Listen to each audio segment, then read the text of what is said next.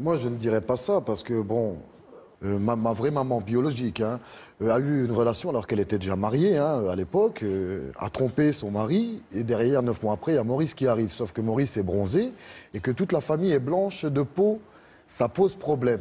Ça fait tâche. Elle vous a abandonné?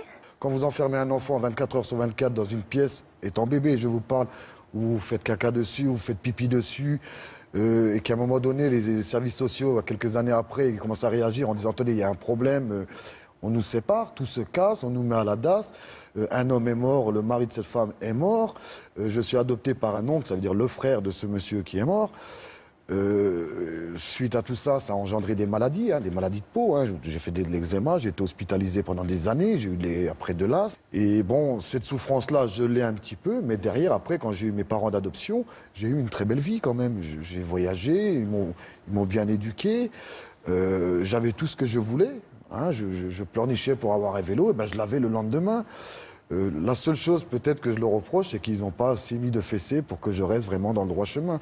Alors à quel moment justement vous avez basculé dans la délinquance? Moi, j'ai commencé à basculer. Alors honnêtement, moi j'ai été un bon garçon jusqu'à l'âge de 17 ans, 18 ans, mais j'ai commencé à dériver à partir de 16 ans et demi, quand j'ai fait mon devancement d'appel. Parce que moi, mon objectif, c'était militaire de carrière. C'était quand même une passion assez importante.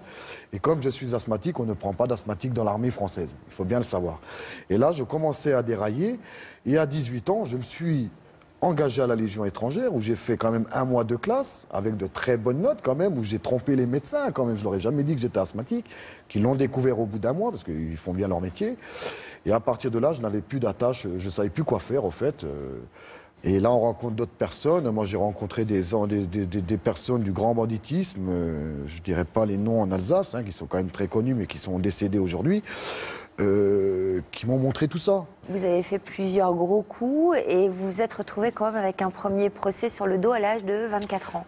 Voilà, tout à fait. Alors, il faut savoir que on m'a reproché plusieurs vols à main armée, mais ils n'ont jamais été prouvés. Mais un a été prouvé à 100% que je n'ai jamais nié.